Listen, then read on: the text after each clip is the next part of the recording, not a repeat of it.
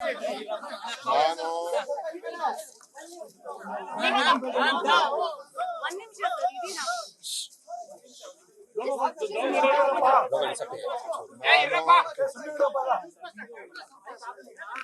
ಹೋಗಿದ್ದು ನಮ್ಮ ಕಸದ ಬಿಟ್ಟು ಹಿಂದೆ ಏನಿತ್ತು ಕ್ವಾರಿ ಬಿಟ್ಟು ಈ ಜಾಗನ ಒಂದು 9-10 ವರ್ಷದಿಂದನೇ ಇದನ್ನ ಸಾಲಿಡ್ ವೇಸ್ಟ್ ಮ್ಯಾನೇಜ್ಮೆಂಟ್ ವಿಚಾರಕ್ಕೆ ಸರ್ಕಾರ ಕೊಟ್ಟಿತ್ತು. ಇವರೆಲ್ಲ ಹೊಸದಾಗಿ ಬಂದು ಈಗ ನನ್ನ ಹತ್ರ ಎಲ್ಲ ಇಮೇಜಸ್ ಎಲ್ಲ ಇದೆ, ಗೂಗಲ್ ಇಮೇಜಸ್ ಎಲ್ಲ ಇದೆ. ರಾತ್ರಿ ಕೆಲವರೆಲ್ಲ ಬಂದು ಹಾಕೊಂಡಿದ್ದಾರೆ. ಕೆಲವರೆಲ್ಲ ವೋಟರ್ ಲಿಸ್ಟ್ ಇದೆ, ಅಕ್ಕಪಕ್ಕದಲ್ಲಿ ವೋಟರ್ ಲಿಸ್ಟ್ ಇದೆ. ಈ ಜಾಗಕ್ಕೆ ಸರ್ಕಾರಿ ಜಾಗಕ್ಕೆ ಯಾರು ವೋಟರ್ ಲಿಸ್ಟ್ ಕೊಡಕ್ ಹೋಗಲ್ಲ. ಸೊ ಇಲ್ಲಿ ಬಂದು ಹಾಕಿದ್ದಾರೆ, ಇವ್ರಿಗೆ ತಿಳಿಸಿದ್ದಾರೆ ತೆಗಿತೀವಿ ಅಂತ. ಅವರು ನಮ್ಗೆ ಇಲ್ಲೇ ಕನ್ಫರ್ಮ್ ಮಾಡ್ಕೊಡಿ ಅಂತ ಕೂಡ ಕೆಲವರೆಲ್ಲ ಅರ್ಜಿ ಕೊಟ್ಟಿದ್ದಾರೆ, ಕೇಳಿದ್ದಾರೆ. ಇದು ರೆಗ್ಯುಲರ್ ಆಗಿ ನಡೀತದೆ. ಸ್ಥಳೀಯ ಶಾಸಕರು ಕೂಡ ಇದ್ರ ಗಮನಕ್ಕೆ ತಂದು ಅವರು ಕೂಡ ಇಲ್ಲಿ ಮಾತಾಡಿದ್ದಾರೆ. ಅವರು ಇದನ್ನ ನಾವು ಈ ರೀತಿ ರೆಗ್ಯುಲೈಸ್ ಮಾಡಕ್ ಆಗಲ್ಲ ಇಲ್ಲಿ ಅಂತ ತಿಳಿಸಿದ್ದಾರೆ. ಯಾಕೆಂದ್ರೆ ಇಲ್ಲಿ ನೀವು ನೋಡುದಲ್ಲ, ಲೀಚೆಟ್ ಪಿಟ್ಟು ಗುಂಡಿ, ಕಸದ ಗುಂಡಿ ಎಲ್ಲ ಇತ್ತು, ಅದ್ರ ಮೇಲೆಲ್ಲ ಕಟ್ಕೊಂಡಿದ್ದಾರೆ. ಆರೋಗ್ಯ ದೃಷ್ಟಿ ಸರಿ ಇಲ್ಲ ಅಂತ ಹೇಳಿದ್ದಾರೆ. ಇದು ಕೆಲವರೆಲ್ಲ ರಾಜಕೀಯ ಬೆರೆಸ್ತಾ ಇದ್ದಾರೆ, ಇದಕ್ಕೆ ರಾಜಕೀಯ ಎಲ್ಲ ಬೆರೆಸ್ತಾ ಇದ್ದಾರೆ. ಕೇರಳ ಸಿಎಂ ಆದಿಯಾಗಿ ಕೆಲವರು ಕಮ್ಯುನಿಸ್ಟ್ ಅವರು ಪಾಪ ಎಲೆಕ್ಷನ್ ಸೋತೋಗ್ಬಿಡ್ತಾ ಇದೀವಿ ಅನ್ನೋ ಭಯದಿಂದ ಮೈನಾರಿಟೀಸ್ಗೆ ಸಿಂಪತಿ ತೋರಿಸ್ಲಿಕ್ಕೆ ಹೇಳ್ತಾ ಇದ್ದಾರೆ. ನೋಡಿ, ಇಲ್ಲಿ ಮೈನಾರಿಟೀಸ್ ಬಂದ ತಕ್ಷಣ ನನಗೆ ಜೈಕಾರ ಹೇಳ್ತಾ ಇದ್ದಾರೆ. ಅವರು ತಪ್ಪು ಮಾಡಿದ್ರೆ ಅವರು ನಾವು ಸಹಾಯ ಮಾಡುದಿಲ್ಲ ಅನ್ನೋದು ಅವ್ರು ಭರವಸೆ ಇದ್ರೆ ಅವ್ರು ಧಿಕ್ಕಾರ ಕರಿಬೇಕಾಯ್ತು. ಅವರೆಲ್ಲ ಜೈಕಾರ ಹೇಳ್ತಾ ಇದ್ದಾರೆ. ನಾವು ಅವ್ರಿಗೂ ಕೂಡ ಯಾರು ಇದಕ್ಕೆ ಇದ್ದಾರೆ, ಯಾರು ಮನೆಗಿಲ್ಲ, ಅದನ್ನೆಲ್ಲ ಪರಿಶೀಲನೆ ಮಾಡ್ತೀವಿ. ಇಲ್ಲಿ ಕೆಲವರೆಲ್ಲ ದುಡ್ಡು ಕಾಸು ಇಸ್ಕೊಂಡು ಕೂಡ ಇಲ್ಲೆಲ್ಲ ಇಲ್ಲಿಗಲ್ ಆಗಿ ಕಟ್ಕೊಳ್ಳಿಕ್ಕೆ ಅವಕಾಶ ಮಾಡಿಕೊಡ್ತಾರೆ. ಬೆಂಗಳೂರು ನಗರನ ನಾವು ಯಾವತ್ತೂ ಕೂಡ ಇದನ್ನ ಬೇರೆ ರಾಜ್ಯಗಳಲ್ಲಿ ಇದನ್ನ ಸ್ಲಮ್ಗಳು ಕ್ರಿಯೇಟ್ ಮಾಡ್ಲಿಕ್ಕೆ ಆಗುದಿಲ್ಲ. ಇದೆಲ್ಲ ಟೆಂಪ್ರರಿ ಸುಮ್ಮನೆ ಬಂದು ಹಾಕೊಂಡು ಕೂತಿದ್ದಾರೆ, ತಿಳಿಸಿದ್ದಾರೆ. ನಮ್ಮ ಅಧಿಕಾರಿಗಳು ಮಾಡಿದ್ದಾರೆ. ಇದು ರೆಗ್ಯುಲರ್ ಆಗಿ ನಡೀತಾ ಇರ್ತದೆ. 15 ದಿನಕ್ಕೆ ಒಂದ್ಸತಿ ಇದೆಲ್ಲ ಈ ರೀತಿ ಎಲ್ಲ ಆಕ್ಷನ್ ಎಲ್ಲಾ ಕಡೆನೂ ಬೆಂಗಳೂರಲ್ಲಿ ಮಾಡ್ತಾ ಇರ್ತಾರೆ. ಬಿಡಿಎನು ಮಾಡ್ತಾ ಇರ್ತದೆ, ಕಾರ್ಪೊರೇಷನ್ ಮಾಡ್ತಾ ಇರ್ತದೆ. ಇದು ರೆಗ್ಯುಲರ್ ಪ್ರೊಸೀಜರ್. ಇದು ಎಲ್ಲೆಲ್ಲಿ ಸರ್ಕಾರಿ ಆಸ್ತಿಗಳು ಇರ್ತದೆ. ಈಗ ನೀವು ನೋಡಿದಿರಿ, ಇಲ್ಲಿ ಕಾಂಪೌಂಡ್ ನೋಡಿದಿರಿ.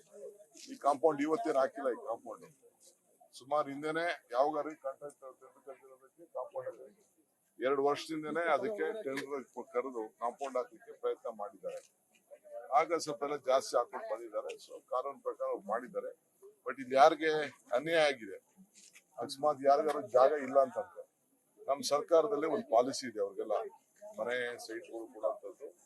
ಈಗ ಚೀಫ್ ಮಿನಿಸ್ಟ್ರು ನನ್ನೆಲ್ಲ ಕರೆದಿದ್ದಾರೆ ಮೀಟಿಂಗ್ಗೆ. ಸೊ ನಾನೇ ಅದಕ್ಕೆ ಬೆಳಗ್ಗೆ ಕರೆದಿದ್ರು. ನಾನು ಕಾರವಾರ್ಗೆ ಹೋಗಿದ್ದೆ, ಅಲ್ಲಿ ಕರಾವಳಿ ಉತ್ಸವಕ್ಕೆ ಹೋಗಿದ್ದೆ. ನಾನು ಚೀಫ್ ಮಿನಿಸ್ಟರ್ ಹೇಳ್ಬಿಟ್ಟು ಹೋಗಿದ್ದೆ, ಸಿಎಂ ನಾವು ಇಬ್ರು ಹೋಗ್ಬೇಕಾಗಿತ್ತು. ನಾನು ಹೋಗಿದ್ದೆ. ಅದಕ್ಕೆ ಮುಂಚಿತವಾಗಿ ನಾನೇ ಕಣ್ಣಲ್ಲಿ ನೋಡ್ಬೇಕು, ಯಾಕೆಂದ್ರೆ ಸೀಯಿಂಗ್ ಇಸ್ ಬಿಲೀವಿಂಗ್. ಕಣ್ಣಲ್ಲಿ ನೋಡಿದಾಗ ಮಾತ್ರ ನನ್ಗೆ ಕೆಲವು ವಿಚಾರಗಳು ಗೊತ್ತಾಗ್ತದೆ. ಆ ದೃಷ್ಟಿಯಿಂದ ನಾನೇ ಏರ್ಪೋರ್ಟ್ ಇಂದ ನೇರವಾಗಿ ಇಲ್ಲಿ ಬಂದಿದ್ದೀನಿ. ಸಾರ್ಟ್ ಔಟ್ ಮಾಡೋಣ ಈ ಪ್ರಾಬ್ಲಮ್. ಹೇಳಕ್ಕಾಗಲ್ಲ. ನಮ್ಮ ಹತ್ರ ಇನ್ವೆಸ್ಟಿಗೇಷನ್ ಇದೆ, ಟೀಮ್ ಇದೆ. ಪ್ರತಿ ವರ್ಷದ್ದು ಕೂಡ ಗೂಗಲ್ ಇಮೇಜಸ್ ಎಲ್ಲ ಇದೆ. ಅದೆಲ್ಲ ನಾನೆಲ್ಲ ಬಿಡುಗಡೆ ಮಾಡ್ತೀನಿ. ಖಂಡಿತ ಅವರೆಲ್ಲ ಬರ್ಕೊಡ್ತಾರೆ. ನಮ್ಗೆ ಯಾರು ಬರ್ಕೊಡ್ಬೇಕು, ಯಾರು ಇದಕ್ಕೆ ಇಲ್ಲಿ ಅಗ್ರಿಮೆಂಟ್ ಕಾಪಿನೂ ಇದೆ.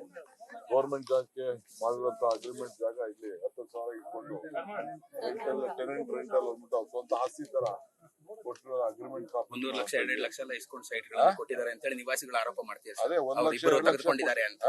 ಇಬ್ಬರು ವ್ಯಕ್ತಿಗಳು 1.5-2 ಲಕ್ಷ ತೆಗೆದುಕೊಂಡು ನಮ್ಮ ಹತ್ರ ಸೈಟ್ ಅನ್ನ ಕೊಟ್ಟಿದ್ದಾರೆ 23-24 ಅಂತ ಹೇಳಿ ಮಹಿಳೆಯರು ಹೇಳ್ಕೊಂಡಿದ್ದಾರೆ. ಇಬ್ಬರು ವ್ಯಕ್ತಿಗಳು 1 ಲಕ್ಷ 2 ಲಕ್ಷ ಕೊಟ್ಬಿಟ್ಟು ನಮ್ಮತ್ತ ಉಸುಲು ಮಾಡಿದ್ದಾರೆ ಅಂತ.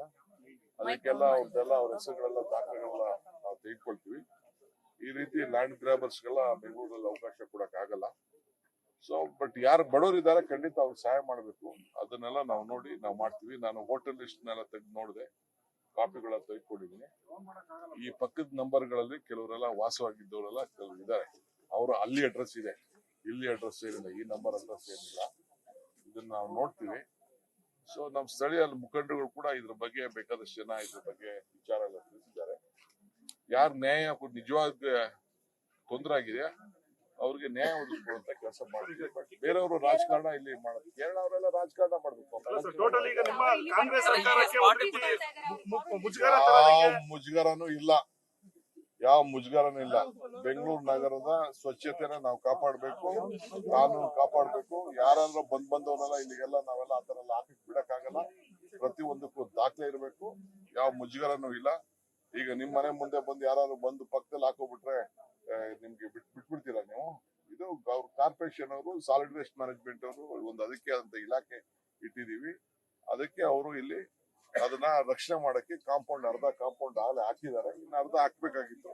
ಅಷ್ಟರೊಳಗೆ ಬಂದು ಅದನ್ನ ಅವ್ರಿಗೆಲ್ಲ ತಿಳಿಸೇ ಕೆಲಸ ಮಾಡಿದ್ದಾರೆ. Kerala CM is doing politics. He is in a time of losing his election. He is trying to do politics. He doesn't want to involve in. I am requesting him. You should be aware of this. This is a local issue. We have to safeguard the interest of the health hazard. We don't want illegal people to occupy in a government property. That is why there is a lot of hue and cry in this one. We don't want to create slums in Bangalore. This is a city with lot of this one. Like, I don't want to comment on other cities, but it is our duty to protect the government properties. We are doing it. If anyone have been affected, if there doesn't have houses, we have an opportunity, we have a provision to give them houses. Definitely we'll help all of them. We